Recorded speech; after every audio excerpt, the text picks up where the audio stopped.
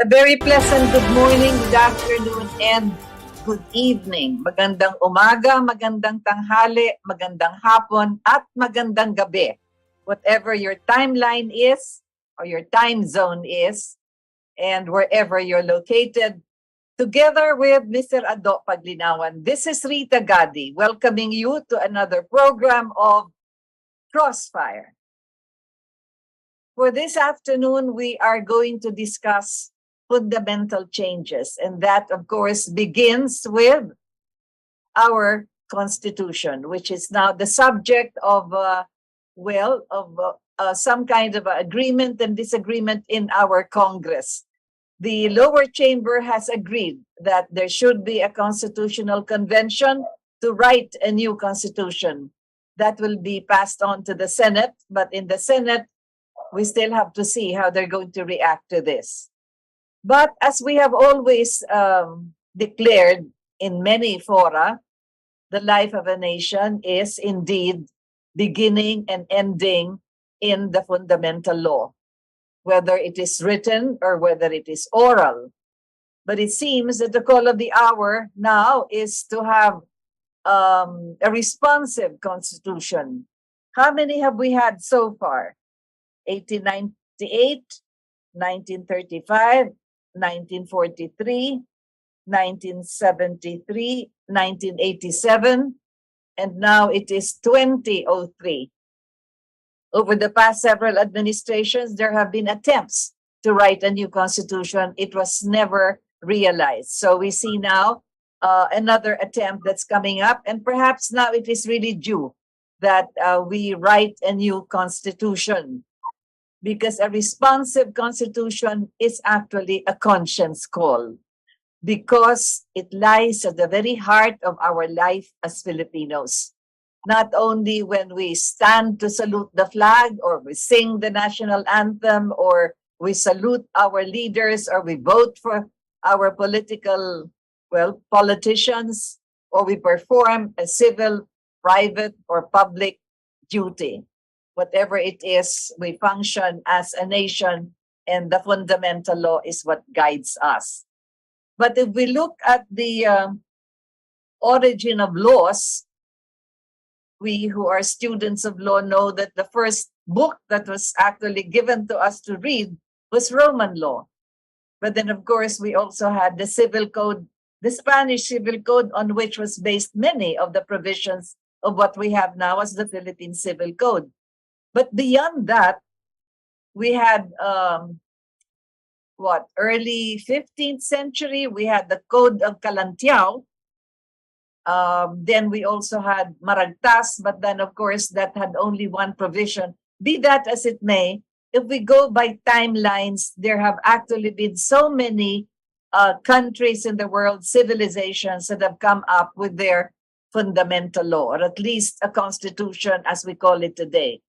We had, for instance, even the Egyptians, they had this, the Babylonians, and several other African nations, as a matter of fact. They had their, they were initially called just edicts and so forth, but they also formed the basic fundamental law of the land. So here we are now at this particular stage. And I know that there are so many fundamental changes really that have to be done. Fundamental in the sense that it goes into the very heart of what we ought to stand on as a people, as a nation. So how do you see now a new constitution that will have to be written as the call of the hour? Well, I see a basic resistance, especially from the Senate, because as one senator said, he would only opt for changes for part of the Constitution, and these are on the economic status. Now you took up law, Rita, and you know that this is not possible. If you open the doors to the Constitution, every single period, every single sentence there can be amended because there's no such thing as a selective. Uh, it's not in the practice of the Filipino to gather and unite themselves for specific amendments. We are not Americans. The Constitution of the United States was written as a very basic organic act and was only amended in part 27 times. But for the Filipino, because this is the subject of my first book, Rita, and the title of that book is A Problem for Every Solution. The Filipino has a problem for every solution. The Filipino looks at the law differently from a linear viewpoint. We don't think in a linear manner. When we see the law, we do not regard it in the same as a Western mind regarded. The Western mind regards the law as something to be observed, something to be obeyed, something to guide behavior socially, and a bunch of regulations that must be observed with most religious as much as possible. But the Filipino looks at the law, and the first thing he tries to do is how to evade the law, how to go around the law, how to beat around the bush, how to put one over the other Filipino. That is a basic thing that we have. As to whether we can have a constitution that can reverse that, the Filipino will always provide a problem for every solution. So that is the dilemma that I face as this issue comes about.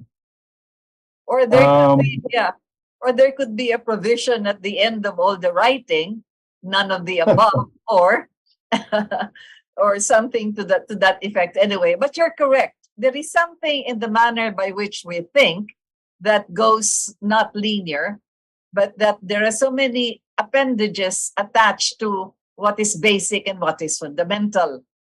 But I was just going over one of the first laws actually that we have memorized from, well, from early stages of our life. If you're Catholic or you're Christian or you're Jewish or whatever religion, you had the 10 commandments, for instance. You only had 10 lines there, 10 different provisions of the 10 commandments, and that apparently looks complete in a way, except of course, as you mentioned, as an addendum, if the Filipinos would read this, there would be the last provision there, which would say, do not get caught, because there you have, do not steal, do not commit adultery, do not covet your neighbor's goods and your neighbor's wife, etc. And maybe the last provision would be, do not get caught. And that is how we are in this dilemma, as you said, Ado. But there is a need, indeed, that we have to have a new constitution, something that is brief, not too verbose the way what happened to the 1987 constitution. It has to be in simple language so that you do not leave anything to be misinterpreted anymore. It has to be just the clear words and brief. As a matter of fact, if you could just cut down so many other of these provisions, and also in a language that people can understand and appreciate. And that, because nowadays, as it has happened over the past so many years, since 1973 or thereabouts, the Constitution seems to be very far from our lives. We have the provisions written by Congress interpreting several of the basic laws there in the Constitution, but then all of this, we apply them only when there is a need for this, and these are just the laws passed by Congress, by the legislature. But the Constitution itself just stays there, hardly ever awakened. Like, for instance, how are we related to the Constitution ourselves on an individual basis? Does it Does it apply to whether we can be a better person? Does it apply to we can be a more moral person? Are there any standards that we have to follow because it is in the Constitution, etc.? Anyway, so that's a dilemma, as you said, Ado. What do we do? Well, there were only two instances when the Filipinos themselves drafted their own constitution. This was in the case in 1899, and if I'm not mistaken, that is the Malolos Constitution. And our leaders, uh, I should think, absenting themselves from diktats of foreign or foreign power, drafted that constitution basically among themselves and voted on it. That is a constitutional model. In fact, some of our the people whom I worked with in COMELEC over COMELEC issues over electoral reform, like Melchor Magdamo, is and the late Butch Valdes was a staunch believer that we should go back to the 1899 Constitution. Oh yes, the one that was done in the Barasuing Church. The other time when we really when we were really just on our own doing our own things, when we elected in 1971 more than 300 constitutional delegates, and they drafted President Macapagal presented to President Marcos the draft of that constitution. And that is to be known as the 1973 Constitution. So all the other constitutions, starting with the 1935, we were a colony. We were under the as one of the territories of the United States in 19. That's the 35 that was amended by the 73. There were some amendments after the 73, but they were all superseded by the 87 Constitution. The 87 Constitution was basically something that was under the aegis of the Americans. It is very clear in the return to the presidential system. And in fact, medyo nag-overacting, no? And that is also very clear in the non-reform of the vice president being in the same party as the president. Maraming ano dyan booby traps na itinanim ang mga Amerikano. Ayaw kasi na Amerikano magkaroon ng stabilidad dito po sa Pilipinas. Kaya naglalagay siya ng mga mines dyan, no? May mga mina dyan na pag napakan nyo, sasabog kayo. And one of which I've already mentioned. Why is the president and the vice president belonging to different parties? Could belong to separate parties. When that happens, definitely the vice president would be doing nothing but to plan from day one the fall of the president. Kalokohan eh. So marami, the return to the presidential system. Did you know, Rita, that the parliamentary form of government was very famous? In fact, it was the 87 Constitution was supposed to continue on with the parliamentary form, but it lost by one vote. Yes. One single vote by this Joaquin Bernas. Kilala naman natin si Joaquin Bernas, no? Yan clerico-fascist na tuta ng Amerikano yan eh. So, by one vote, natalo yung parliamentary form. And then, nagkagulo because all the drafts that were approved beforehand, were like the party list system, were really for, and the multi-party system, were really for a parliamentary form of government. And yet, at the end of the day, everything became presidential. So we are like a bakla constitution there, you know.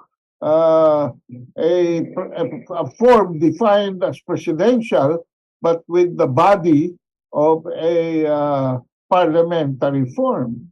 So, yan ang mga kaguluhan na marami kasi nakikialam, no? Mga dayuhan.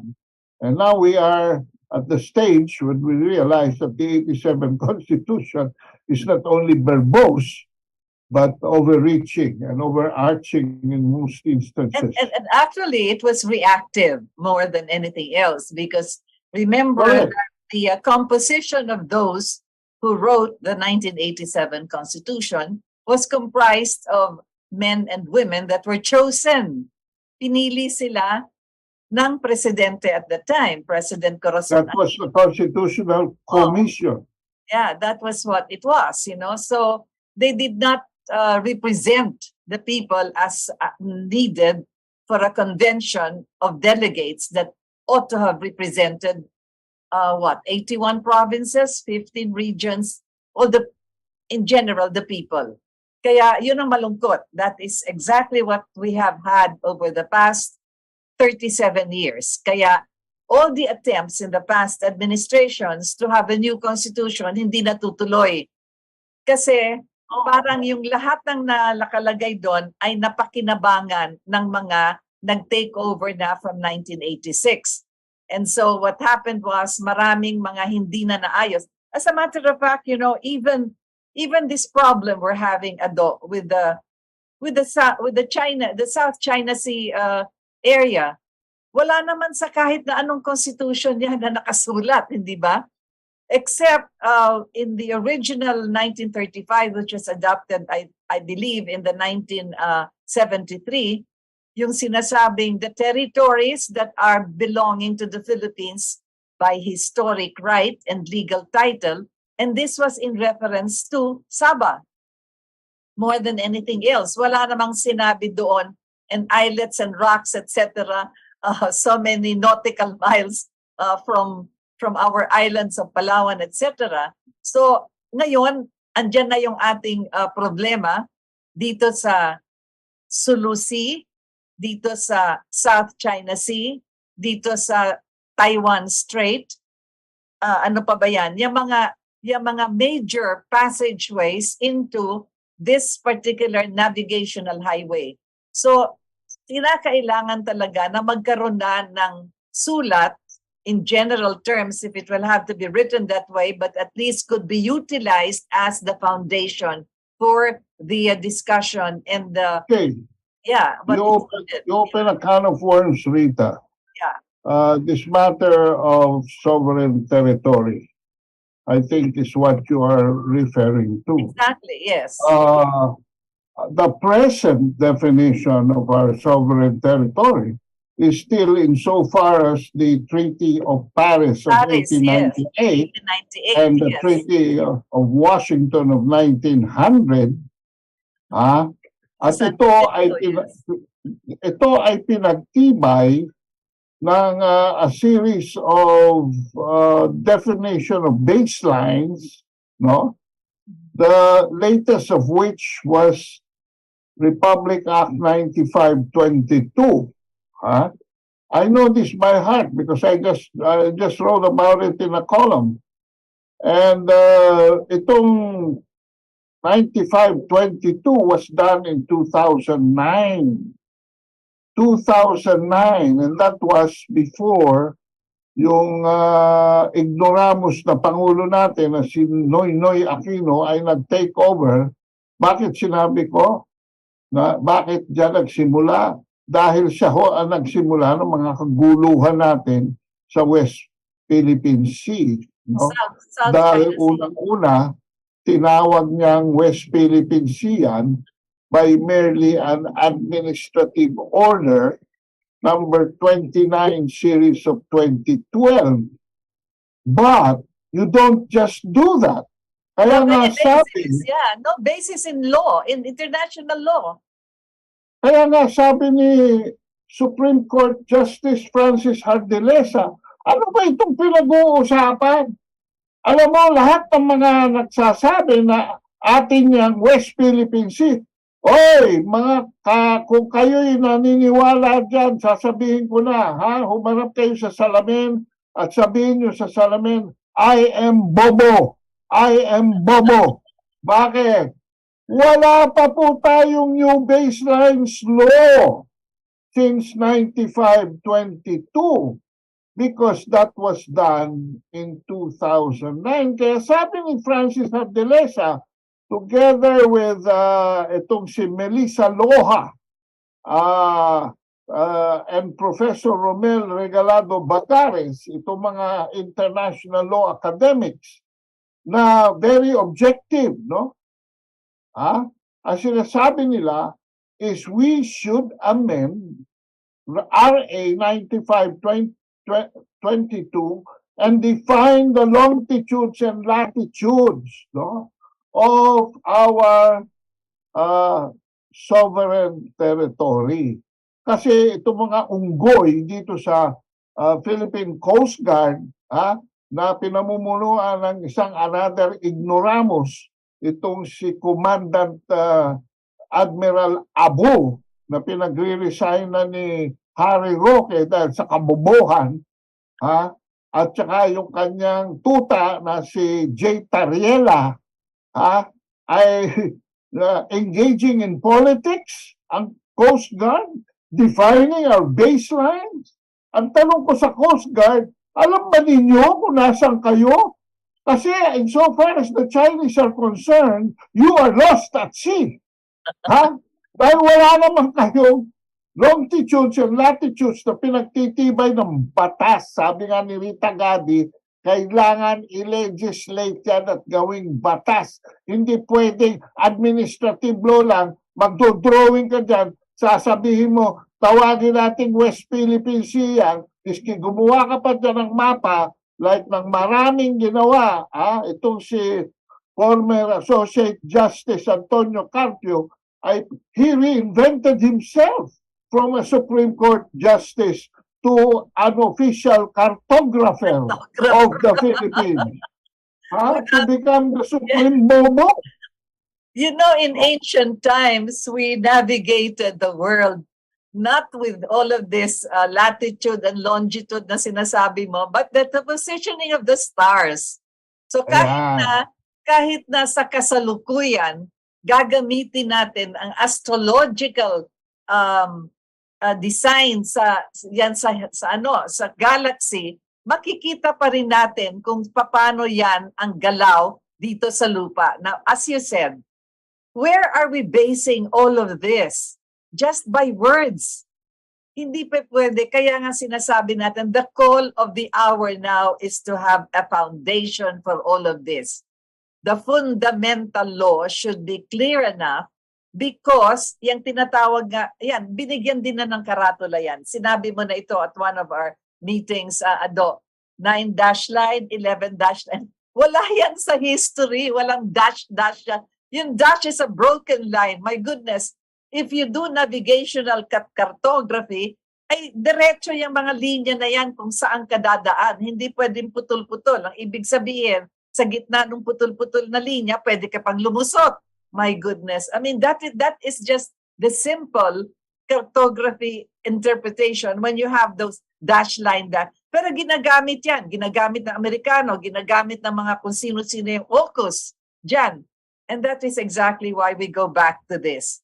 Where can we identify ourselves as a country in our constitution as a country with its own horizontal, whatever else measurement you have as belonging to us.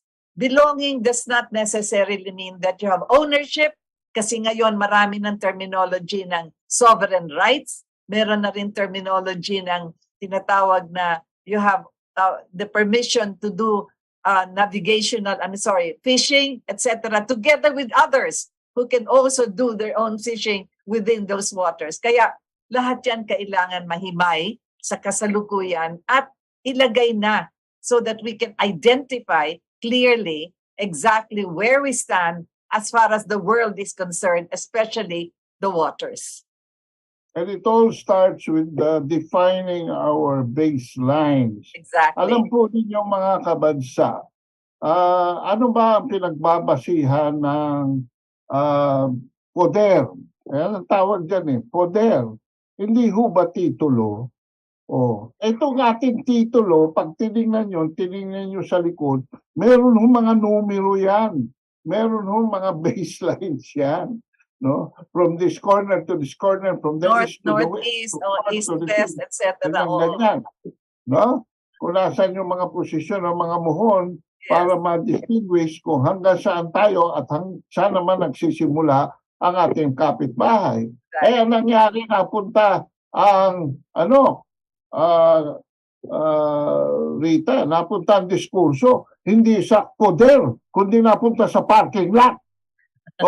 Nasa parking lot sa labas ng bahay. Ang dinodrawing nitong West Philippine Sea, no? Ako Pilipino, I should support it. Pero sorry, mali ho yan Drawing mo yung parking lot mo Pinalampas mo dun sa titulo ng kabila. Siyempre, aangal yung kabila. Yan ho. Tapos, i-deny mo pa na merong reality of a conflict. Ang sasabihin mo, ito sinabi ni the Junior Marcos. In-adapt niyang posisyon, as far as I'm concerned, those islands belong to us and the conflict is coming from China. Lalong naging bobo ang sitwasyon. Hindi napunta sa pagtitibay ng solusyon kundi nagpapunta sa pagsimento ng problema. Yan po ang problema. We have a problem for every solution. Yan ang ating iiwasan. Kaya tayo mag-iisip lagi. Alam nyo, lahat ng debate sa batas, sa loob at labas ng korte, sa loob at labas ng eskwelahan, sa loob at labas ng kongreso, nagsisimula ho yan sa definition of terms.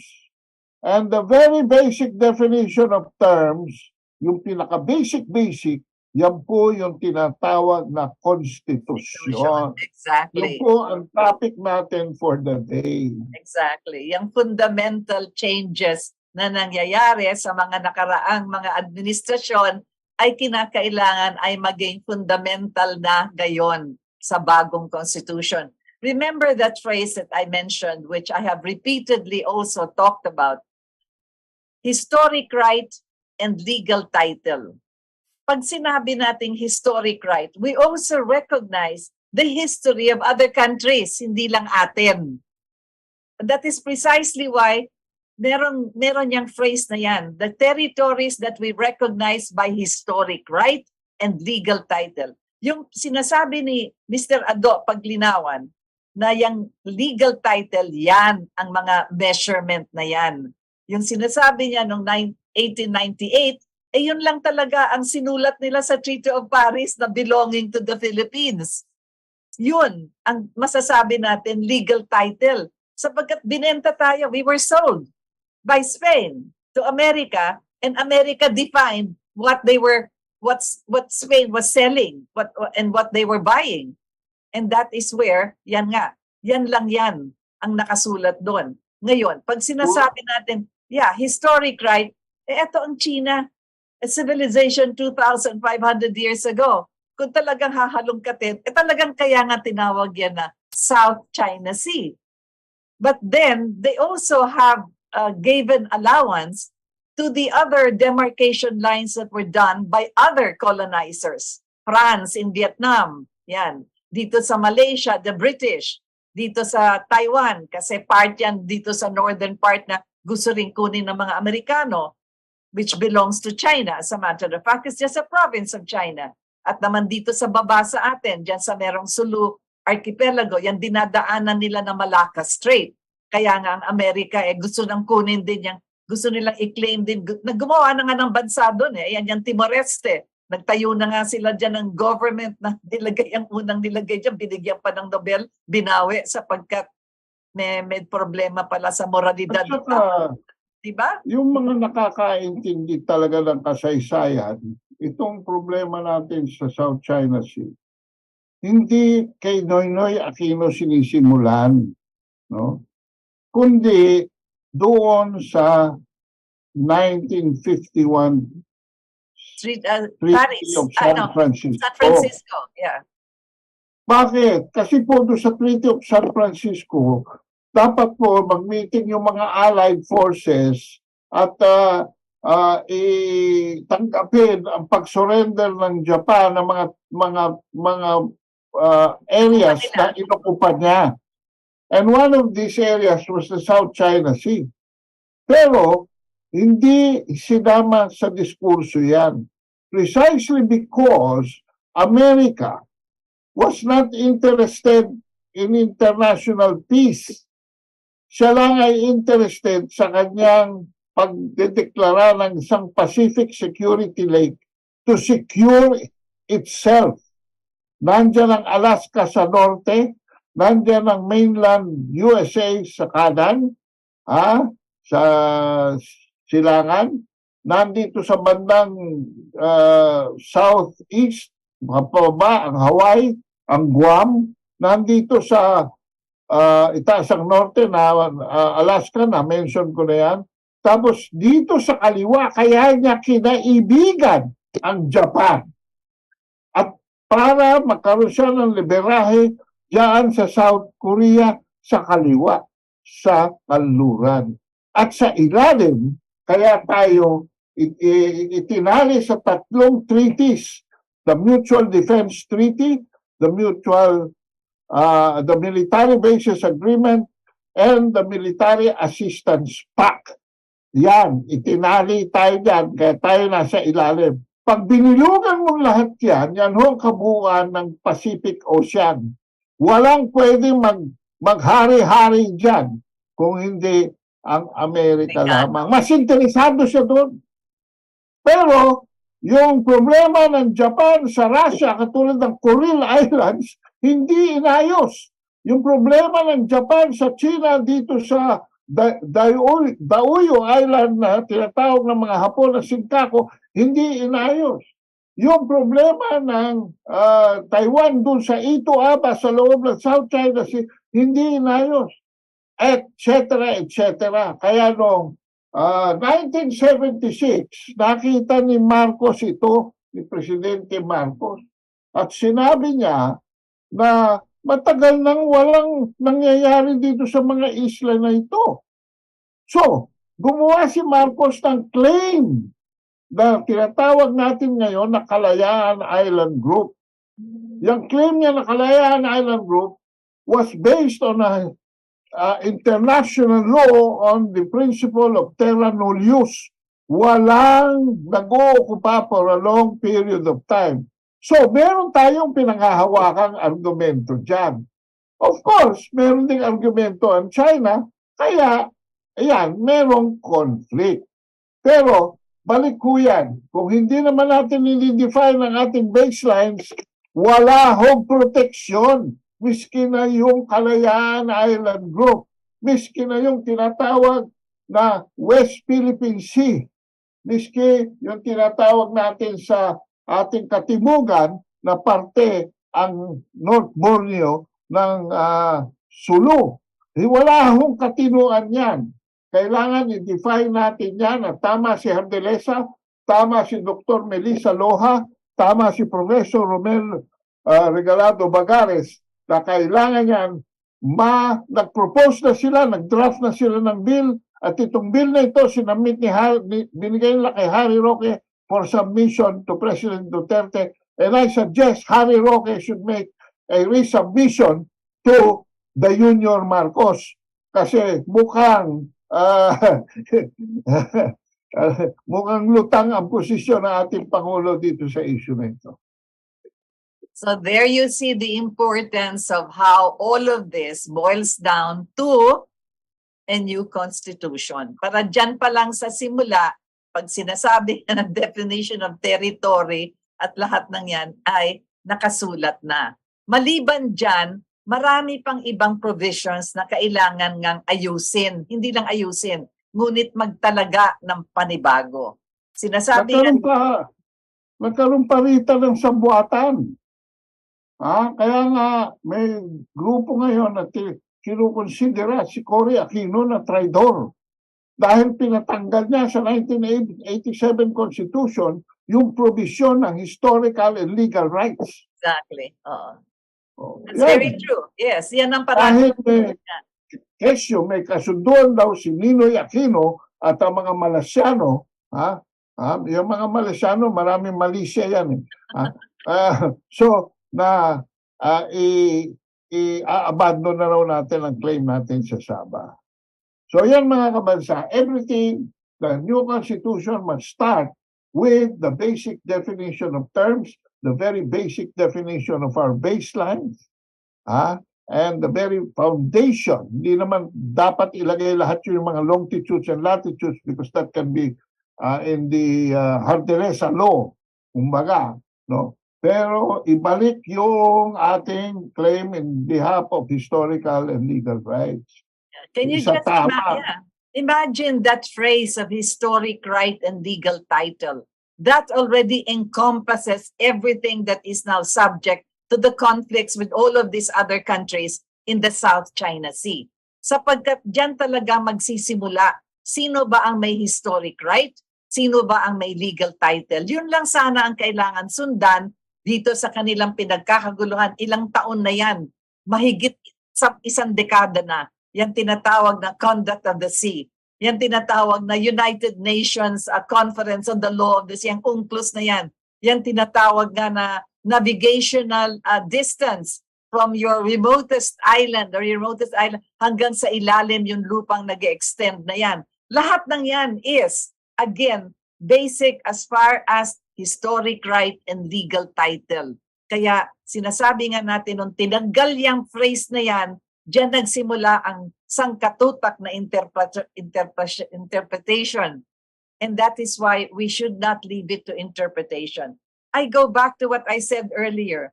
Even in the Genesis, napakasimple ng first lines. In the beginning was the Word, and the Word was with God, and the Word is God. Ganyan kahalaga ang salita. And in the same manner, when you had the 10 Commandments, also very simply said, thou shalt not covet, honor the Lord thy God, have no false gods before Him.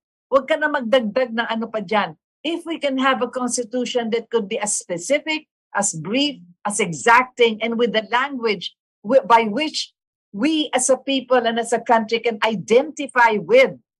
Do we identify with the Constitution now? No, ang layo.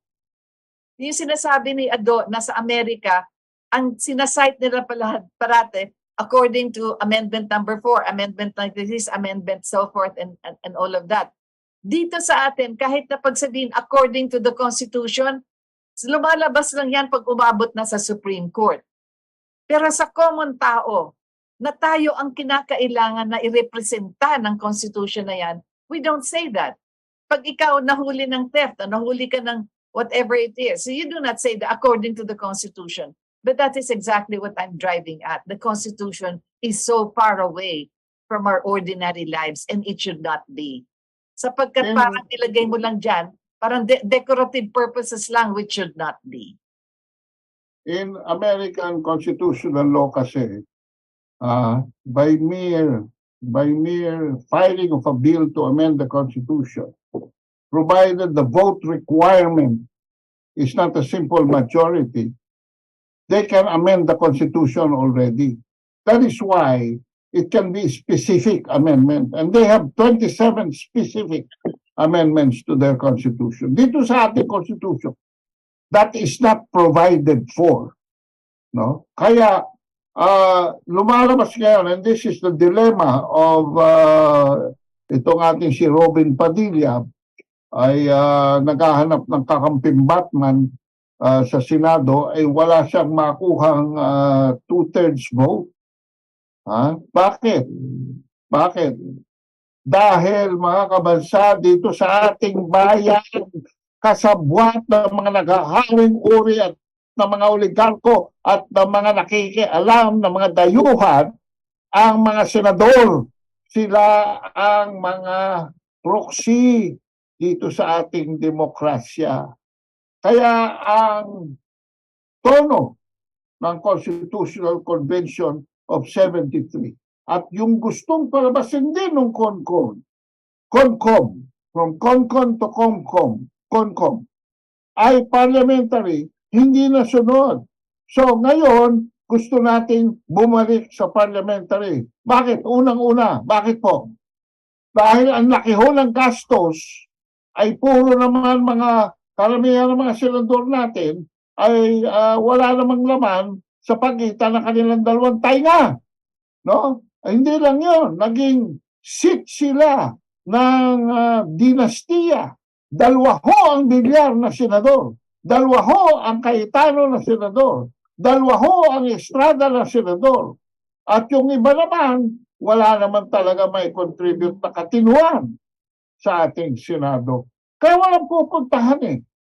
Ngayon, ang sabi ng tao, bawat isa dyan sa mga yan kumukuha ng mga 270 million a year para lamang sa maintenance ng kanilang opisina. Wala pa yung program funds na maaari at project funds na maaari nilang dalhin sa kanilang mga proyekto. 270 million po kada ulo times 24. Sus Maria Josep. Kaya nagpapakamatay sila, gumagastos sila. Ha? 6 na taon ho yun. Ha? 6 times 300 is 1.8 billion. Kaya handa silang gumastos ng up to 300 to 500 million pesos sa kanilang kandidatura kasi sa loob ng 6 na taon kaya nilang bawiin yon. Yun ho nagiging kalakaran. Kaya ang gusto ng mga tao ngayon, alisin na ang Senado. Ngayon, kung aalisin nyo kami, sabi ng mga senador, bakit kami tatawag ng CONCON? Bakit kami tatawag ng CONCOM? So, yan ho. It is doomed from the very start. Kaya, pinahihiwatig at mismo si the Junior Marcos ang nagsasabi na ang charter change is not in his priority. But Mr. President, kung naiintindihan mo talaga ang resurgent political realities ngayon, kailangan ho yan. Ha? Dahil kayo na rin ang nagsabi na 3 trilyon na ang pararatingin yung foreign investment dito ay dahil ho sa konstitusyon na yan at dahil sa mga existing laws, hindi naman natin mapabagsak ang taas ng kuryente. Sino hong gagot, ulol at tanga ang mag-i-invest dito sa atin?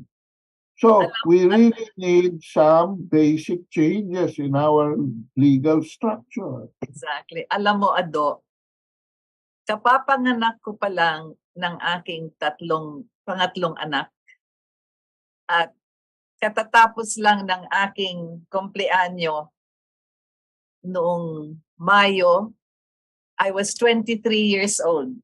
Ado, nung ako ay umikot na sa 5 probinsya na tinatawag na Cotabato. Ngayon, 5 probinsya na yan. May Maguindanao, merong Sultan Kudarat, merong North Cotabato, lahat na yan. Noong panahon na yon, 1970, 5 probinsya pa yan. Inikot ko yan, lahat ng bayan inikot ko, Ado. Hanggang sa yung 3 bayan sa dulo ng Mindanao, ng island of Mindanao, na hindi maabot ito ng daan sapagkat mga bundok at wala pang karsada. Milbok, Kalamansig, Lebak. Yan 3 bayan na yan.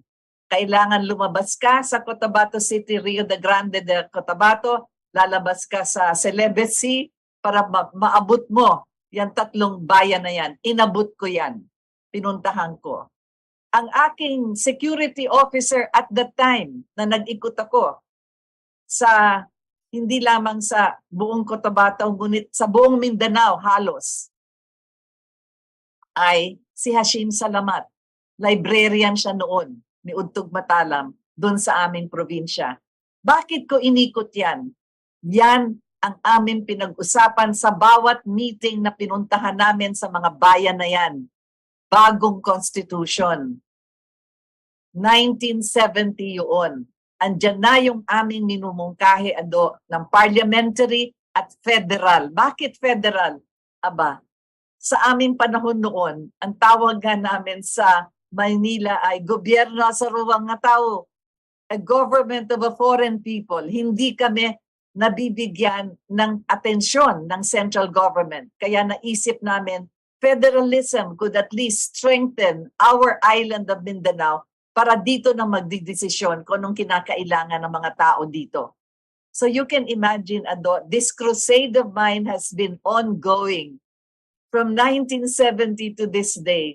Diyos ko po, ilang beses ko nang uulitin. 77 years old na po ako. At hanggang ngayon, yan pa rin, Ado, ang aking sinisigaw. Mag-ayos tayo ng ating fundamental law para lahat ng ating kinakailangan na masagot tungkol nga sa pag-unlad ng ating bayan ay nakalagta na dyan na kumbaga sabi nga ni Professor Clarita Carlos, yan na yung hallmark. That will be the hallmark na para mabuo yung Leche Plan. You need a system that will be able to hold fast para yung mga katiwalian, yung sinasabing ng palusot, yung pwedeng diskartehan na lang, hindi na magkakaroon ng pagkakataon kung mahusay yung holma mo, kung mahusay yung iyong fundamental law. Kaya pinag-uusapan namin ni Ado ngayon yan sapagkat kinakailangan. Pag sinasabi kong call of the hour, it is also a call of our conscience. How do we identify ourselves with our country kung wala tayong fundamental law that we can identify with? Hindi po ba? Ano, Ado, talagang napakahirap tingnan, napakalayo ng ating fundamental law, ng ating constitution sa ating pang-araw-araw na buhay. Can we be better persons? Can we have better jobs? Yun ang sinasabi mo sa dinami-daming problema ni Junior Marcos. Saan nanggagaling ang para kanyang magkaroon ng pagkakataon na maayos lahat yan? Because a lot of these provisions now na ini-interpret ng Congress sa kanilang mga batas ay kailangan na rin amyendahin o kailangan tanggalin na o kailangan ayusin na. Ngunit kung ayos ang iyong fundamental law, you don't need a lot of extraneous other laws. Kailangan nga ma-indexing na yung mga batas natin sa dami eh. At kung parliamentary, yung sinasabi nga ni Ado, ay siguro naman hindi na kinakailangan ng 270 million pesos yan sa bawat isang mambabatas. We can go to a we can go back to a unicameral. Alam mo, I want to talk to Robin Padilla because he's missing the point here. Kung gusto niya talaga amendahan ng batas, amendahan ng konstitusyon, kailangan kausapin niya ako dahil pinag-aralan ko na yan. Ako, I'm involved in constitutional and electoral reform since panahon pa ni after 1995, panahon pa ni Ramos. Kasi nung bastusin ni Ramos ang ating batas at mag-declare siya ng mga emergency going towards the wrong direction, diyan nagsimula ang problema natin. Alam niyo ho, mga kabansa, sa takbo ng populasyon natin, napakarami na natin. Sa takbo ng mga ekonomiya, lalo na nanggagaling sa China, kailangan mabilisan ng reaksyon. Hindi ho pwede yung katulad ng katarantaduhan yan si Dick Gordon na basang-basa na yung issue ng Parmali. Natatandaan nyo ba yun ng COVID? Wala na yata. Kaya naging Dick Gordon Parmali na apelido niya. At kinatalo niya dahil napundi mga tao, napundi. No? Sobra ho sobrang investigasyon, sobrang hearing na wala namang pinupunta, wala namang nakukulong, wala namang nababago. Sobrang satsatan na wala naman nangyayari. Kaya nga gusto ng mga tao ni Senado.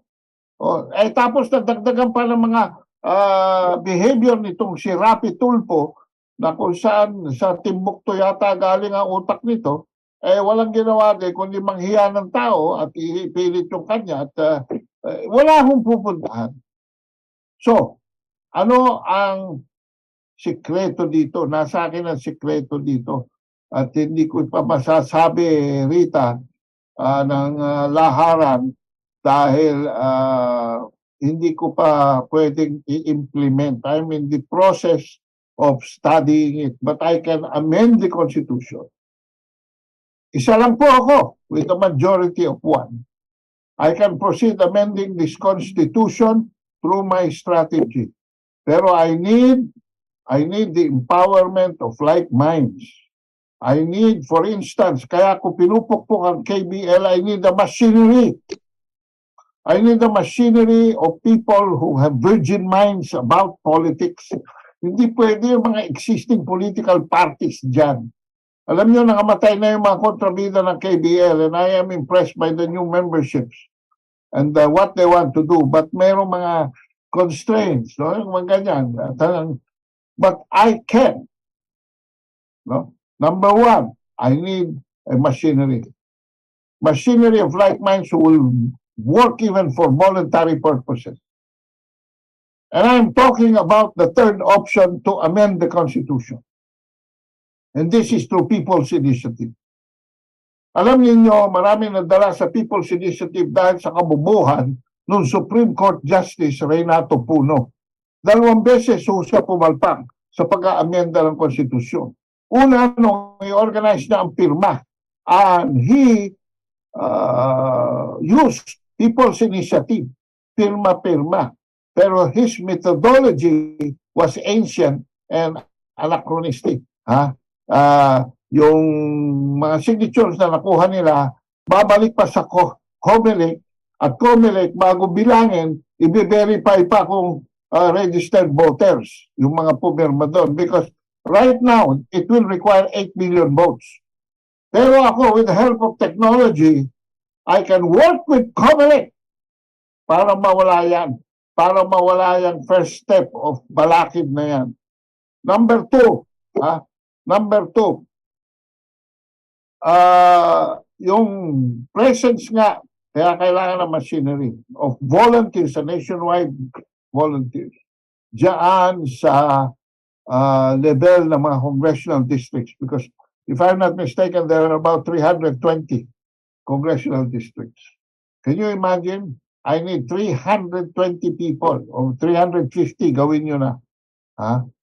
Pangatlo, I need a proposition that is so simple that it will not take people, it will not be complicated. Napakadali, mga kabansa.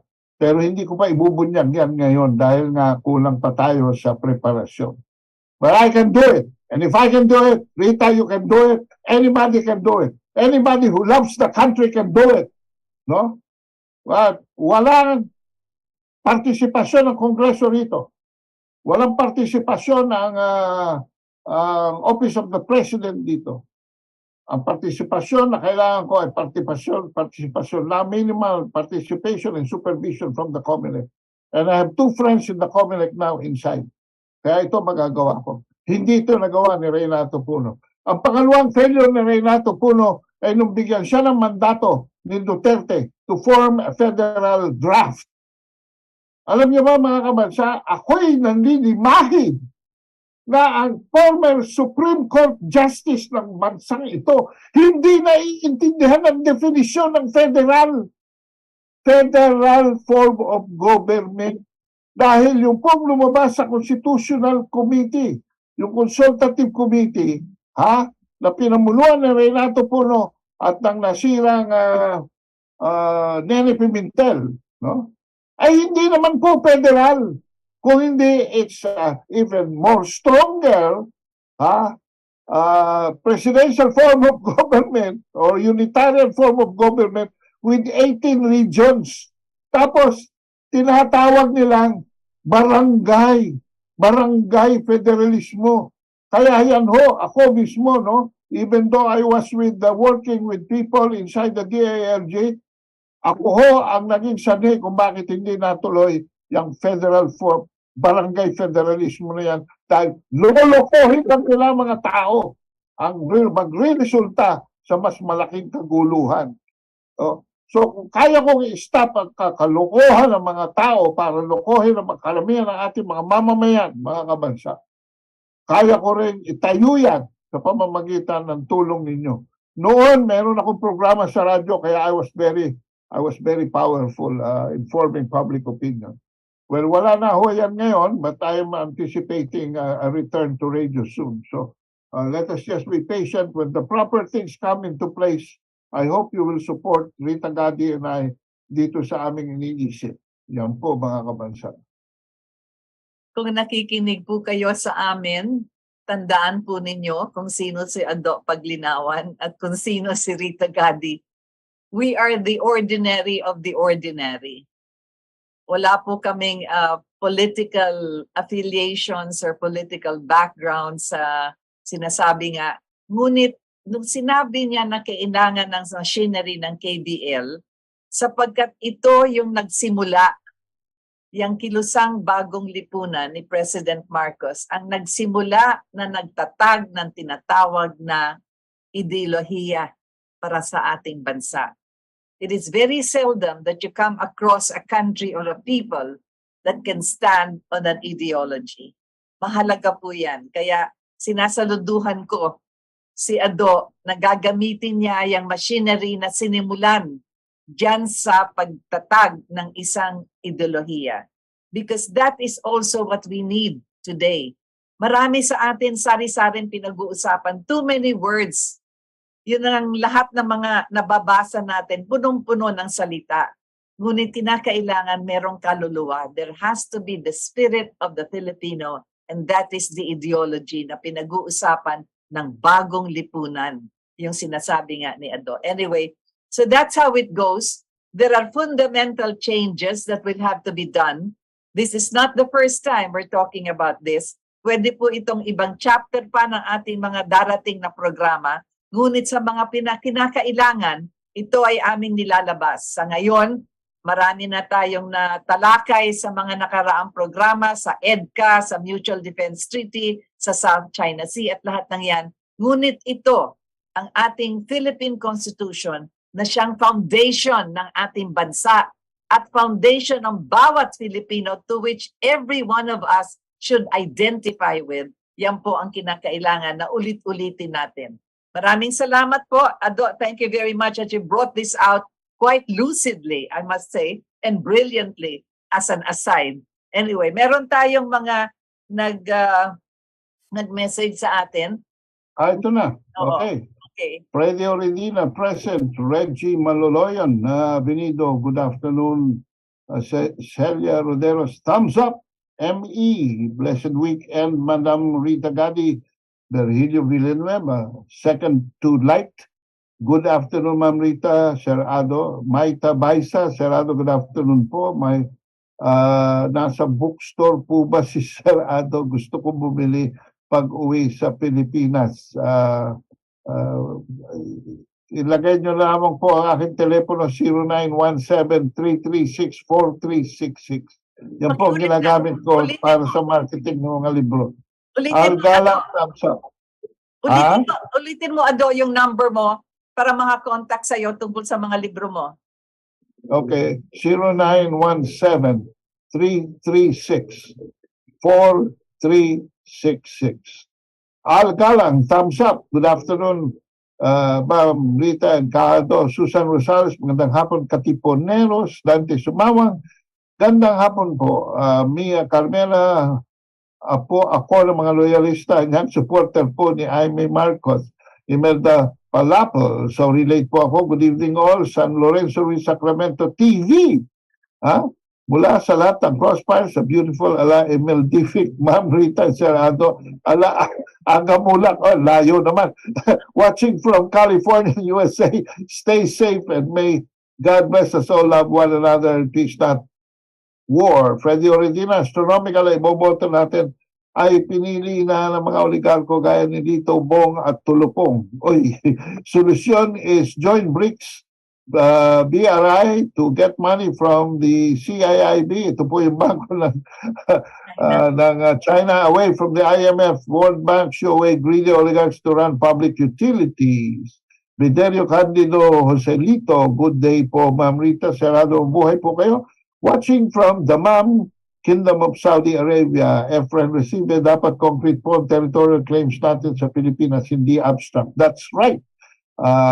Correct ka dyan. Carol Villanueva listening from Portland, Oregon. Hello, Miss Idol and Mr. Ado. Freddy Oredino template is China in getting public servants and meritocracy, not popularity and money, and being servant not to be allowed to be a businessman like Tulupong. Academic attainment, aso ni MVP at chair pa ng energy. Johnny Ventosa, loud and clear. Thank you both. Rufina S. Baisa, correct, grandstanding lang. Naku, saan napunta yun? Correct, grandstanding lang ang lumipad. Ang Senado, Diyos mio, saan tayo pupulutin ito? Kaya di na makauwi ng Pinas. Kapatid Robin Hood, please contact Senado to help you out sa CONCON. From San Lorenzo, Sacramento TV. Freddy Oredina, finally, LaRouche sa technique and signature gathering. Sama ako dyan, Kaado, Kasma, KDP. Kasama KDP membership. And finally, Virgilio Villanueva, Serrado, I'm with you with the People's Initiative. Count me in. Ayan, mga kabansa, maraming salamat sa inyo, and I'll turn you back to Madam Rita Gadi. Thank you very much, Ado, at maganda yung mga nilabas mong paliwanag at mga ibang bagay na kailangan malaman ng ating mga nakikinig. Maraming salamat din po sa lahat na nagsubaybay. At kami po ay nasa YouTube, sa Facebook, sa Instagram, sa Twitter. Nais po niyong mapanood, ay doon lang po kayo maaaring pumunta. Thank you very much again, Ado. And of course, to all of those who have been faithful to LaRouche, to the Katipunan ng Demokratikong Pilipino, of course, we honor here the great Sir Butch Valdes. This is Rita Gadi, and you have just had the program on Crossfire. Okay.